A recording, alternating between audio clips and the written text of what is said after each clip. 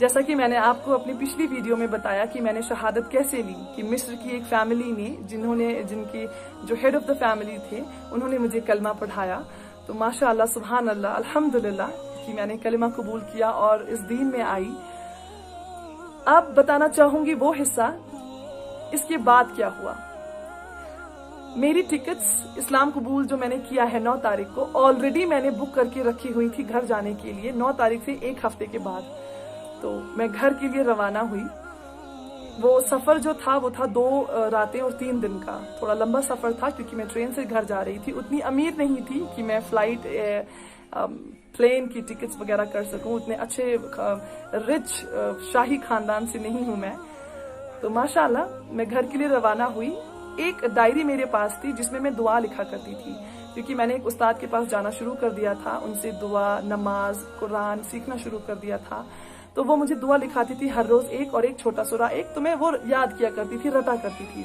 तो वो डायरी मैंने कपड़ों में छुपा के रखी थी। माशाल्लाह घर पे पहुंची, बहुत बेहद खुश थे सब सारे। तो एक दिन क्या हुआ कि मैंने अपनी माँ से कहा कि माँ मुझे थोड़े कपड़े सिलवाने हैं, लेकिन थोड़े अलग तरीके के, जिनकी बाहें लंबी हों, जो गर्दन से बंद हो, कॉलर हो उन्हें बिल्कुल बंद हो, थोड़े इतने ढीले कि मेरा शरीर ना दिखे कि मेरा शरीर किस किस्म का है, उसमें मैं मोटी हूँ कि पतली हूँ पता ना चले ये।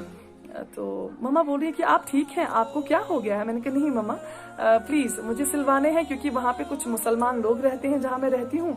तो जब उनके बुजुर्ग घर से बाहर आते हैं, वो मेरे या मुझ जैसी जितनी भी लड़कियां हैं उनके कपड़े देख के बहुत शर्मिंदा हो जाते हैं, शर्मसार, जिसकी वजह से वो बहुत अजीब फील करते हैं, अनकंफर्टेबल हो जाते हैं बाहर। तो इसी वजह से मैं चाहती हूँ थोड़ा सा बदलाव। तो मम्मा ने कहा ठीक है।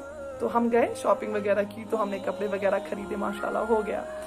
एक दिन क्या होता है कि मैं नमाज पढ़ने के लिए आंगन में बैठती हूँ, घर के आंगन में कुर्सी पर। ट्रैक सूट लगाया है मैंने, क्योंकि घर पे कुछ वैसे कपड़े थे ही नहीं। तो माशाल्लाह मैंने ट्रैक सूट लगाया है, सर पे दुपट्टा रखा है, बाल वैसे दिख रहे थे लेकिन फिर भी, क्योंकि कहते हैं ना कि आपकी जो भी आप करते हैं वो आपकी नीयत पे डिपेंड करता है कि आपकी नीयत कैसी थी। हो सकता है कि आप दिखावे ले कर रहे हो और आपकी नीयत खराब हो, लेकिन मेरी नीयत साफ थी खुदा को लेकर। तो मैं नमाज कर पढ़ने के लिए बैठी आंगन में कुर्सी डालकर। तो मेरी माँ जो थी वो झाड़ू लगा रही थी। झाड़ू लगाते लगाते जब वो मेरे करीब पहुंची, मेरी माँ ने कहा कि जरा हट जाइए। मैं चुप, बिल्कुल चुप, क्योंकि मैं फर्ज नमाज में, असर का वक्त था, मैं फर्ज नमाज में थी, नियत कर चुकी थी। अल्हम्दुलिल्लाह कि वो मेरी आखिरी रकात थी। तो माँ काफी देर तक कोशिश करती रही, मैं कुछ बोल ही नहीं रही। उन्हें बहुत गुस्सा आया।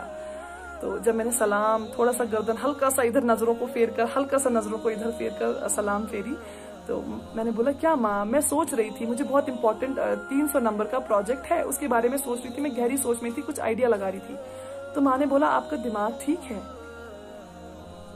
इतना भी क्या आप सोच में डूबी हैं।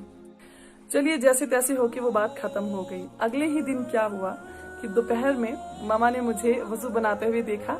जो हम नल लगाते हैं जमीन, जिसे आप ट्यूबवेल का पानी कहते हैं, वो नल हमें हर घर में होता है वहां पे, तो मेरे घर में भी था। तो माँ मेरी किचन से खिड़की से मुझे देख रही है कि ये कर क्या रही है, इतनी सर्दी है, जनवरी का महीना है, और ये क्यों गर्दन धो रही है, अपनी टांगों को ठंडे पानी से क्यों धो रही है। तो बता दूं कि मेरे घर में गीजर वगैरह नहीं था। चूल्हे पे जब नहाना हो किसी को तो चूल्हे पे पानी गर्म करके दिया करते थे।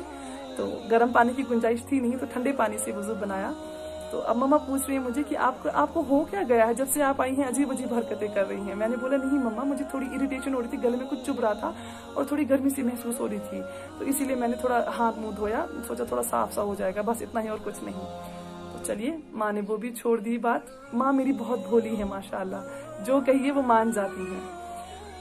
अब क्या हुआ कि मैं सुबह के 4 बजे उठा करती थी, वजू बनाती थी, और हम रजाई लेते थे चूंकि, तो रजाई में पूरी ओढ़ती थी, जिस तरह मैंने हिजाब निकाब लगाया है इस तरह ऊपर से वो पूरा गिराती थी और बैठी रहती थी। हिलती डुलती कुछ नहीं थी, सिर्फ इशारों में नमाज दिल में पढ़ रही हूँ चुपचाप, मुंह से कुछ निकाल भी नहीं रही हूँ कोई अल्फाज। तो मम्मा वो भी पूछती है कि आपको क्या हो गया, आप क्या सुबह 4 बजे बैठी होती हैं। अब मैं वहां पे भी झूठ कि मम्मा मैंने मेडिटेशन करनी शुरू की है, तो मैं योग जिसे हम कहते हैं करना, योगा करना शुरू किया है। तो ये बड़ा सेहतमंद होता है, शरीर के लिए अच्छा है, दिल के लिए अच्छा है, दिमाग में सुकून देता है, तो इसीलिए मैंने मेडिटेशन शुरू की है, तो आप फिक्र ना करें। चलिए कोई बात नहीं, मम्मा ने वो बात भी मान ली। अब एक रात क्या हुआ कि मैं और मम्मा और मेरी बहन सो रहे थे।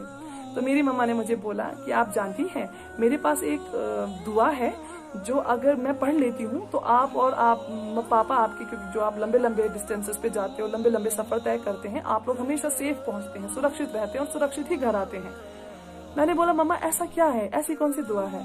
बोलती है मैं नहीं बताऊंगी आपको, आप अंडा खाती हैं। मैंने बोला मम्मा अंडा नॉनवेज में मुंह से खाती हूँ, कानों से नहीं खाती हूँ, तो आप बोल सकती हैं मुझे, मैं कानों से सुनूंगी। तो मम्मा ने बोला ला इलाहा इल्लल्लाह मुहम्मदुर रसूलुल्लाह। आप यकीन मानिए पैरों के नीचे से जमीन खिसक गई, मैं उठ के बैठ गई। मैंने मम्मा से बोला आप जानती हैं आप क्या बोल रही हैं? बोलती हाँ मैं जानती हूँ, तुम्हें क्या हुआ? मैंने बोला मम्मा ये मुझे वहां जहां मैं पीजी कर रही हूँ वहां जाकर पता चला है कि ये क्या है। आप जानती हैं सारा इस्लाम इसी पे खड़ा है। आप जानती हैं कि अगर इस अल्फाज को कोई समझ ले और इसे कबूल कर ले तो वो मुसलमान बन जाता है, वरना मुसलमान बनने के लिए आपको कुछ नहीं करना है, सिर्फ कलमा कबूल करना है और सच्चे दिल से कबूल करना है। तो उन्होंने थोड़ा सा चिड़चिड़ा होकर बोला मुझे ये सब नहीं पता, मुझे सिर्फ इतना पता है कि जब भी आप या आपके पापा लंबे सफर पे जाते हैं या कोई भी लंबे सफर पे जाता है घर से, तो मैं ये दुआ पढ़ लेती हूँ तो सब लोग सही सलामत पहुंच जाते हैं। मैंने कहा चलिए बहुत अच्छी बात है।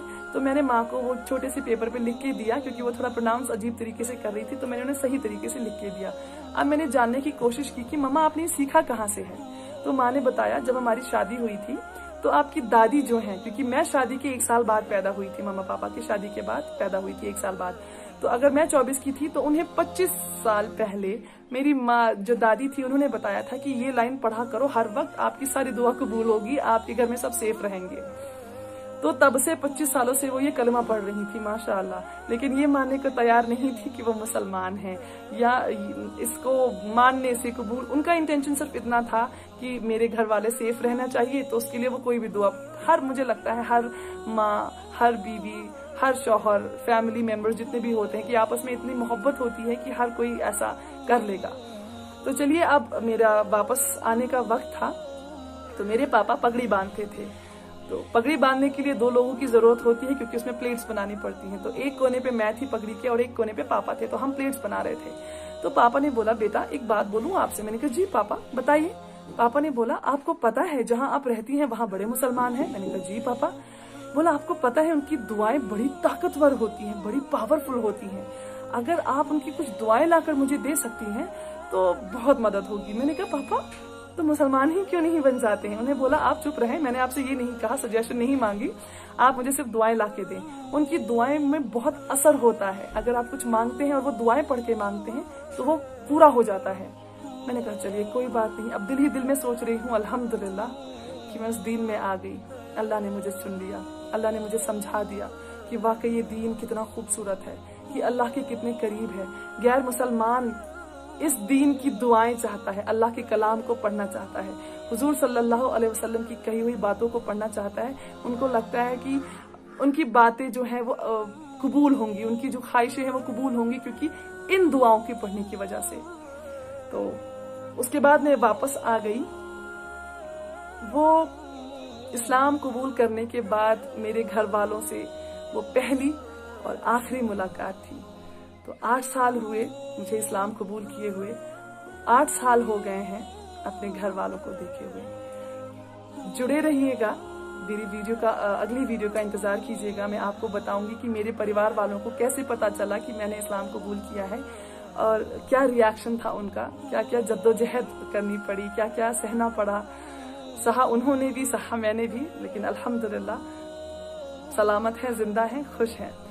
तो जुड़े रहिएगा, इंतजार कीजिएगा, बहुत सारी दुआएं कीजिएगा ईमान वालों के लिए कि अल्लाह उनकी हिफाजत करे उनके ईमान की, और गैर ईमान वालों के लिए दुआ कीजिएगा कि अल्लाह उन्हें हिदायत दे, उन्हें बचाए जहन्नुम की आग से।